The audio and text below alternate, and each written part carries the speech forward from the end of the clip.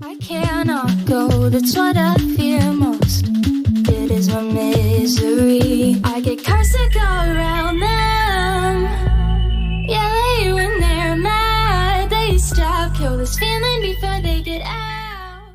Welcome to East Coast DNA. Thank you. Summer Bennett is our guest today. Now, Summer, I think from my research, as I mentioned, I was aware of who you were already. So I think from my research, though, you've been a singer-songwriter for approximately 10 years. Yeah. Yeah, Pretty so much, yeah. that's quite impressive. Thanks. And your first single, which would have just been, well, it's just over a year ago. It's somewhere in the middle between a year and 2 years, I guess. Yes. So Carsick is the single for anyone that's curious. I find some people nowadays know the singles that are out there and don't necessarily always know the artist name. But with you, I was aware of who you were right off the beginning from that single release. I know you were featured heavily on CIOE, the countdown that they have, their top 30. Your follow-up singles after that, I'm familiar with those as well. When I was going through them, though, I did have a couple interesting notes that I did originally take. But I want to start off. You're obviously, for anyone that's watching the video version of it, a little bit younger than some of our guests. We have had a couple of your peers on here in the past. So that's great for the East Coast scene, that we have some young talent out there that's doing some things out there. So I would put you in the rising star category.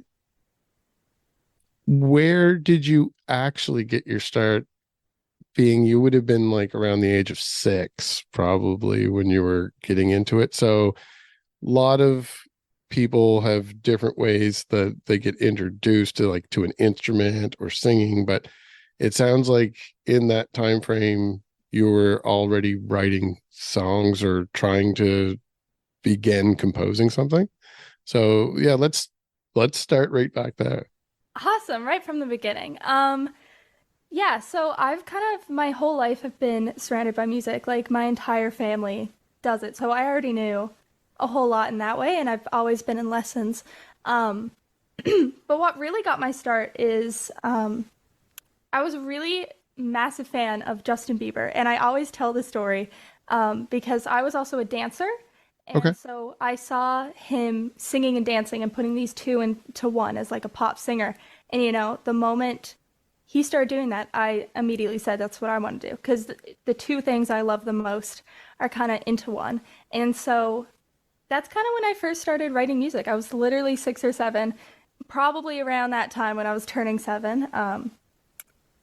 And I was writing like full on like 3-minute songs. Like it wasn't just like they were like full deal. And like I first started writing on my ukulele. Mm-hmm.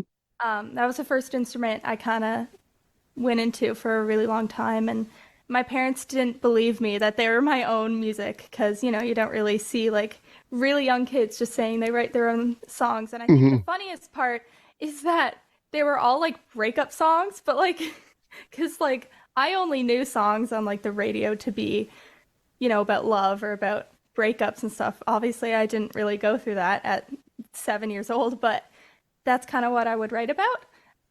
And so it was really funny in that way. But ever since then, it's been like my greatest joy. Like I've just learned to kind of master it, I guess, or, Mm-hmm. learn how to, I learned a lot of skills now, and I can write a song pretty easily because I've been doing it for so long. But it kind of stemmed from Justin Bieber, which is what I always say. But yeah. And I did have originally, when I was going through, I did have a question that I had tentative at one point because of your lyrical content. I was going to ask if you're okay, because it seems like you can't possibly be pulling from life experience for all of your lyrics. Like, No, that is so true. Um, Yeah, I mean, especially like right from the beginning, they were all just like sad songs. I was also a really big fan I'm like the OG fan of like Billie Eilish. So like even Hmm. her lyrics are just all kind of the same in that regard. But um, no, I don't always, you know, get every inspired from like my own personal life. I like to kind of just tell stories, Hmm. um, whether or not they have anything to do with me. I wrote a song called Lightning, which is how I won the MusicNL Newfound Talent Contest, which kind of got my start. But Hmm. um, that's, you know, about dealing with drug abuse and addiction. And I kind of wanted to bring up that topic. You know, I like to do topics that are you don't really see. You know, you always Hmm. see love songs and breakup songs. I want to bring something new to the table. That's why I wrote that. And I don't have any personal experience with that whatsoever, but you know, it's important to recognize it, and so that's why I wrote about it. So yeah, not everything. Well, I'd say most things are kind of just made up stories that I wanted to talk about. Um, so yeah, I'm great. I'm doing great, but but yeah, they could be pretty dark sometimes. But I think it's important to talk about. And now with, I mean, it flashes forward quite a bit over there. I'm sure it was quite a journey to get there, but you also like you're in school, you're school age, Hmm. so Yeah, you have your teenage life to also look after as so well. true. So you're not doing it full time at this point, but like I mentioned, Carsick did really well. Lightning, I can is that available anywhere at this point, or is it not currently streaming? It is not. No, I only Okay. have the three, but I have a lot more coming out in the new year. Yeah, so I definitely have a few questions about that, Yeah. but I did when I was looking at the singles all together and kind of foreseeing an album, I was reading a little bit about that you signed with a label up there. So I want to get into that, but before we jump right into that with Carsec, and I'm curious about the other singles that are out, Hmm. but with Carsick, you had a different producer for that one. Yes. So, do you want to talk a little bit about her and how you were hooked up with that, or? Yeah, for sure. Um, I've the guy who produced the Carsick is Christian Oh, Leslie. yeah, yeah. He is brilliant. He is so good. And I got that connection through winning the MusicNL Hmm. talent contest. That was part of the prize package. And I have never been in a recording studio before, so it was definitely new. I didn't know how to bring, how to explain my ideas and what I Hmm. wanted. And I was so afraid that my songs were going to end up like the Newfoundland singer-songwriter vibe. That is not what I wanted to go for. I love that, but it's Yeah. definitely not me. I wanted to go full pop, maybe with a bit of a twist on it. And I was so afraid that no one could do that because I've never had an experience with a producer, but you know, I expressed that to him and gave him so many inspiration and stuff, and he just like it was so weird. It's like he knew what I wanted, like he just picked out of my brain, and Yeah. it was so crazy. Um, and I remember hearing it for the first time, and I was just completely blown away to hear my own music, what I've always wanted it to Hmm. be like, because I don't have the skills to be able to produce like that. I can only do, you know, piano and vocals and stuff, which is what I do now with Greg, which we'll get into. But Hmm. with Carsick, it was definitely a new experience for me. And Well, like but that bass drop that's in there, like, was that mm, something that, like, did you know? Because I've heard you perform it live, like, there's videos out there. So I've heard you perform it live where you're playing on the keyboard, and I can see mhm. how you could have created that song that way. But were the extra touches in the production, like that drawn out bass drop in there, was that added by Christian or Yes, okay? yeah. So did you know going into it that you wanted that kind of a thing? Is that what you mean by you want it more of that kind of pop with a twist? Yeah, I kind of all I knew is what I wanted the end to look like, but I had Hmm. no idea how to actually get there. Hmm. being new to like the recording Yeah. studio. And so I gave him a lot of songs and artists what I wanted to sound like, but I didn't actually know how producers actually got to that. And Yeah. so to be able to, sit in with him and do that for the first time, I was just completely blown away. And I was 14 at the time. Mhm. So, I was very, very young and new to all this. I'm 16 now. So it's been a couple years, but it was crazy. That was probably the most fun I had in a studio, doing it for the first time ever. And I don't know how much of a music nerd you are. Obviously, I am myself, but at that point where you started working with people and they have a studio and everything, like, did you start digging into who they were and what they've done as well? Like, are you familiar with some of the acts that, because you're young, I don't know, it would depend on exposure to who you had around you, but like, do you know of like Age of Electric and Limb Lifter and those bands? I don't, but I do know that like my dad, who is Mhm. big in music, like was really shocked by like what he's worked on in the past. And Yeah, no, there was some good. I mean, there's a lot of names on there, especially if you follow Canadian independent stuff over the last couple decades. Like, there's a lot of really big names in there. So that was cool for me digging down. I wasn't familiar with them, obviously by my pronoun error at the beginning, but yeah. So I understand how that happened. So did he work on the next couple singles, or did you work with Greg on those? Nothing by Greg is out Okay. yet. Okay. Rust and Carsick were with Christian, and then I did Sirens with Matt Dines. Okay. Which I also got that connection through. He actually mixed and mastered Carsick. Okay. Yeah, so I got that connection as well, and so we did another song, which was cool. Perfect. So you came to them in these cases with songs that you'd already composed. And are you doing primarily keyboard accompaniment for them when you're creating them? Yeah. The piano is my main instrument. I play guitar as well, but I'm most comfortable with piano, so pretty much all my songs are on piano. So the obvious next question then is with the signing, how long ago was that? That was in January. So it's been almost a year. Yeah. So yeah, I do know some things, but rather than me trying to recant them, since this is something that you're living right now, I even dug back a little bit into Greg, and that's an even bigger list of names, which is crazy. I was going to ask how you got hooked up that way, but then when I dug in a little bit into Greg, I see the Newfoundland connection, but maybe in your words, you can tell from your perspective how that transition happened, who approached who, and maybe a little bit about the church setup and the conversion, what's going on over there too. Yeah, so more than a year ago, I'd say, my family, we kind of heard that there was just this producer coming in. We didn't know a whole lot of it. But then we got a call from Ryan Gates. Ryan Gates is kind of like the A&R person of the record company. And his wife grew up with my dad. So it's like this really weird connection. So he's heard of me.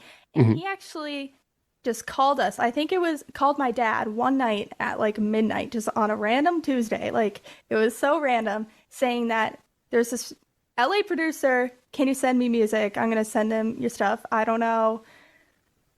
I don't know how he's going to react. I just want to send him music. And we were so confused. And that's when we kind of looked into everything. And we get a call saying he wants to meet with me right away. And that's when we were like, what? And so we kind of looked into it there. And that's when he offered me the record deal, which is absolutely crazy. And what Scilly Cove Records is Greg is volunteering all of his time to do this, but 50% of the proceeds go straight to the artist, and then the other half go to charity or into Winterton, the town of Newfoundland. So it's this just really, really good thing that they're doing. And we just did a Christmas album with everybody on the everyone in the record company, and all those proceeds went to the Janeway. And we're doing a bunch of shows in December. There's one on the 16th in North River, and we had one last week at the actual Church of Winterton, Trinity Hall, like the church. Yeah. It's just so nice to be able to get. I just created so many connections with this record company, and they're just doing like so much good for like us artists, because the typical record company doesn't really do this, it's crazy. And to have someone so talented do my music, and someone who's literally produces for Katy Perry, my music, and he immediately said he loved Carsick. That's one that he felt very passionate about, which is so weird to hear from someone like that, but I'm so grateful for it every day to be able to have this opportunity with him. It's a great business card as your debut single, like as far as getting attention, but it's amazing that opportunity arose for you in that way. Yeah, and I think everybody in Newfoundland should really like look into this, because and support Trinity Hall, because Trinity Hall's the church, and then Scilly Cove Records is the record company that comes with the church. I just think we should all be supporting it, because it's such a great, they're doing so much for the community. And I know you can love it. The CD, you can buy it online. I'm not sure. I didn't go through all the steps if it can get sent to you. Like, can people order it all over? You could get mail. You could get it mailed. You could also buy the digital copy. Awesome. Yeah. So, and again, all those proceeds go to the Janeway. So it's for a really great cause. Awesome. Well, I'll make sure I have the right links from you after this interview as well, and we'll put links down in the description for anyone that's watching now. And I'm curious specifically about that CD. When I was going through the track listing, I knew a couple songs that were different versions of older songs, and there is a lot of originals on there.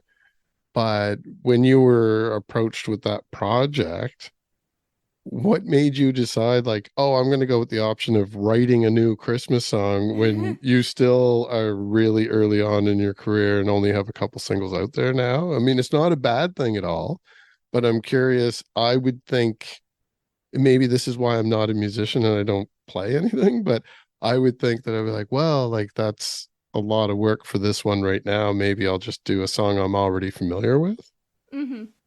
But you went out of your way. It's Secret Santa's the name of the song. And if they want to hear it, they have to go out and buy it and support the charity. So, well, when I first heard of it, I just immediately said yes. Like, this is just awesome.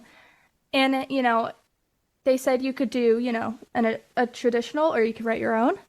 And I think there's only two of us who did an original, me and Courtney Wicks. Courtney Wicks' song is so good. Oh, the entire album is just incredible. Like, I listen to it every day now, and just now that it's almost Christmas, I get to listen to it all the time. But when I didn't really know what to do. I was looking through all these traditional songs, what one felt like I needed to have one that I'm passionate about and that I would just enjoy doing, but I just ended up writing one. And it was actually really hard. I feel like I've never written a Christmas song.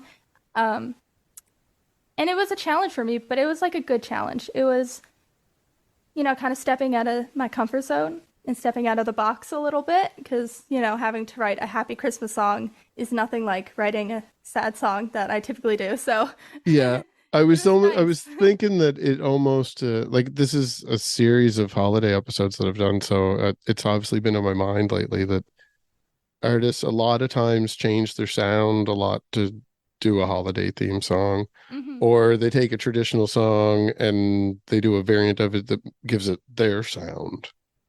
But I never even considered, like, from the lyrical point of view, that if you have dark lyrics, that it might be hard to try and change the whole mindset. Like the tempo and stuff is one thing. You can speed up something slow or slow down something fast, but that mindset of the narrative telling the story, like you had to completely switch gears into this is the type of story I'm telling.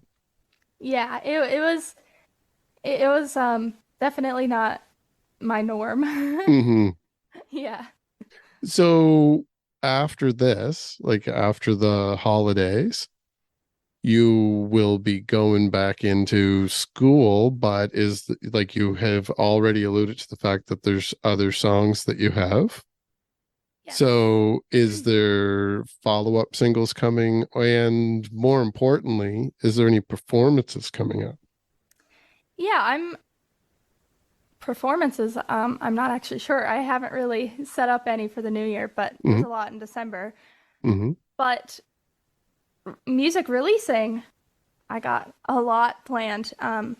When is this? Do you know when this is going to be streamed on? It will be probably within a week of this recording, so it'll be soon. I think I'll be fine. But I have my next single, my first single with Greg Wells on January 16th. Oh, I haven't awesome. really officially announced it yet, but it's fine. And so does that kind of foreshadow then that there will be an album coming sometime in the next year? Yeah, an album or an EP, it's in the works. Awesome. So, And yeah, and now yeah. is Greg hands on with this project? Like, is he producing it as well? Yeah, And he's doing everything. awesome. So Everything. I imagine based on the little bit of research I did on Greg as well, that his fingers will be in there with some extra instrumentation and stuff as well. Oh yeah, this next single is funny story. When I first heard it, so how we're doing it is I record on Logic my vocals and then just my piano, and then he does his magic. Yeah. And I give him a little leadway, but not really. He just knows. Hmm. And when I heard this for the first time, I was in the car and I turned it up like really loud and I was bawling my eyes out Mm. just to have somebody so talented. I even sent him a picture and everything and me just crying.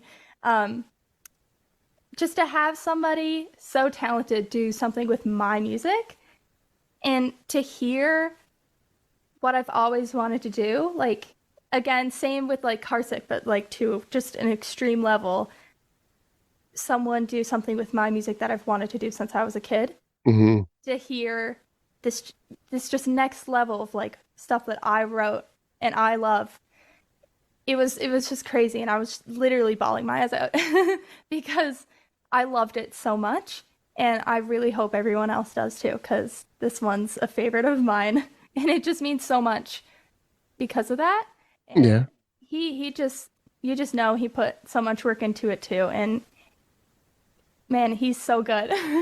Well, it sounds like, I mean, I don't want to put words in his mouth, and now that he's relocated to Newfoundland, maybe I'll have him on a future episode. I'm not gonna hold my breath. It sounds like he's really, really busy.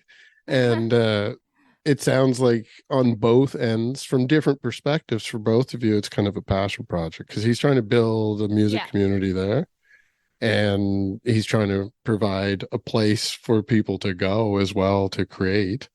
So I can see where that's already his passion, and then he's adding this extra little thing to it, how he would want to put a lot of focus and attention on something like this. And then for you, where it's your debut release, like that's pretty exciting. You've had a lot of real fortunate opportunities laid out like in the last couple of years.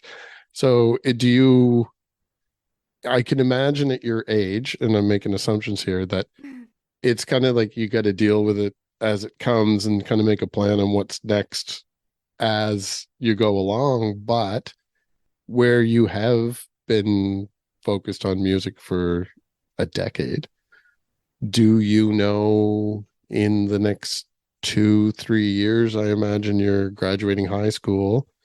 Do you know what you want to do beyond that? Are you hoping to stick with music? Do you have goals? Yeah, I hope to stick with music no matter what. Um, just because it's been my dream for, 10 years. So Yeah. that's kind of always what my mind has been set on. And I've always kind of just been focused on that. And, I finally am getting these opportunities and I'm just so thankful for it. And, I'm going to try my hardest. But whatever I do, I want it to be artistic and to be able to be creative. My whole life is very important to me. And, since I was a kid, I always just said, I want to enjoy what I do. I want to, and that this is what I enjoy. I enjoy writing music and putting it out. And it would be a dream job. And that's always been the goal, to love what I do. So, yeah. Well, it's really exciting to see that you have the opportunity to do that. And it's not giving you the dilemma of like, do I want to focus on being a teenager and finish in high school, or do I want to move away from my family and friends and focus on a music career? Like, you're being afforded the opportunity with staying in your home community as well, which is awesome. I love to promote bands from the East Coast, but the reason that I keep mentioning the people that you're working with too is because they are down here. Like, they are names that are known outside of this area, but they've relocated to the area and they're working with artists that are from our area. So that's really exciting for the scene. And it's providing a lot of opportunities for up and coming artists like yourselves, but also some of our established artists that maybe we're looking for that next leg up to get more exposure elsewhere. We're starting to have a lot of names pop up in our communities now. So I'm hoping you great success. I'm sure that this is going to be a great album. I'm excited to hear it. I will look forward to seeing you do some live performances, but I also expect that with the debut coming out, that it may be a while before you're touring around through Nova Scotia. So I may have to figure a way over to Newfoundland. I've mentioned that a couple times during these holiday episodes as well. So maybe sometime in 2024. Halifax, though. I will. Oh say. Yeah. I'm a big Halifax fan. Well, there you go. I'm always there. So you have motivation to perform there then. Yeah. Excellent. Well, our Halifax friends, keep an eye out on Summer, and if anyone's booking any gigs up there too, to remember Summer's name. And keep in mind that she's in school, though. We don't want to derail that too much. You gotta finish school.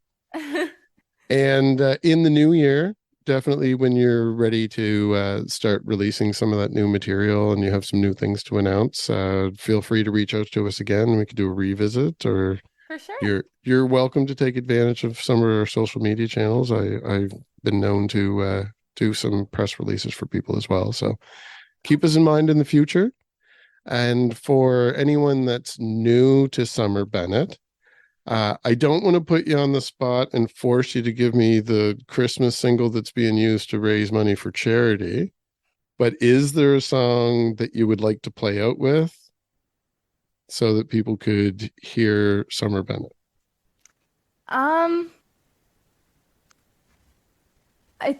Carsick.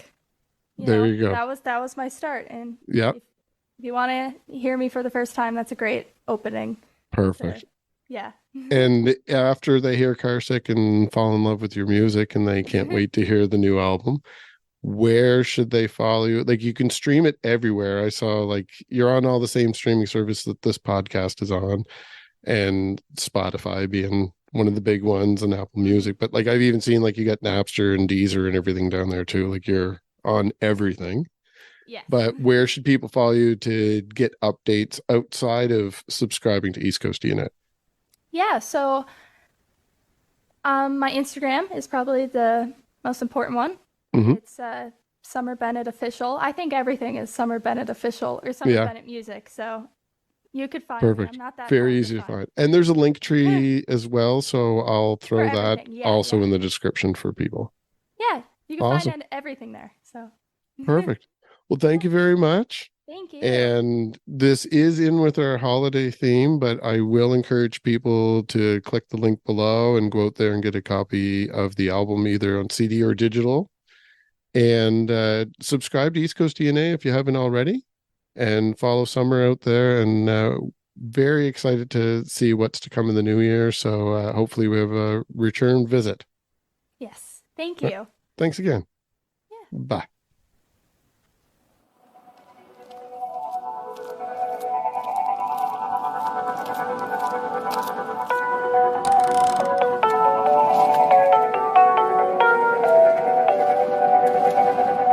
I cannot see, I cannot bleed, and I feel guilty.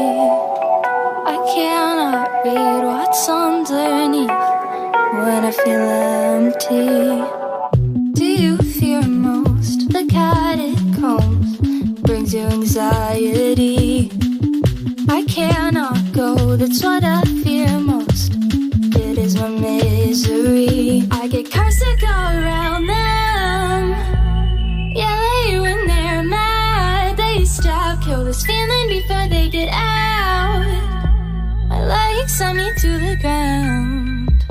I'll scratch, I'll yell, I'll scream, I've got this dream to do anything, but I hate this feeling, this hurt, this life. Maybe I might get out my knife. Changed, I'm different now, but I get the same sickness somehow. It's loud, it's quiet, I panic a lot. I might just let my body rot in a silent parking lot, and I'm carsick.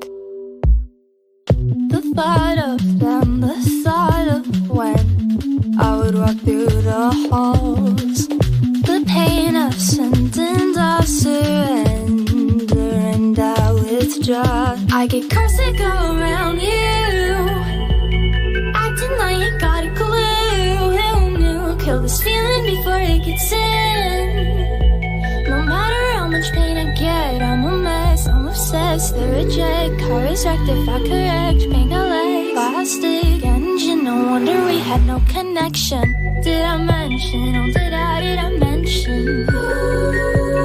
Self-reflecting. I'll scratch, I'll yell, I'll scream, I've got this dream to do anything, but I hate this feeling, this hurt, this life. Maybe I might get out my knife. Changed, I'm different now, but I get the same sickness somehow. It's loud, it's quiet, I panic a lot. I might just let my body. Changed, I'm different now, but I get the same sickness somehow. It's loud, it's quiet, I panic a lot. I might just let my body rot in a silent parking lot. Now I'm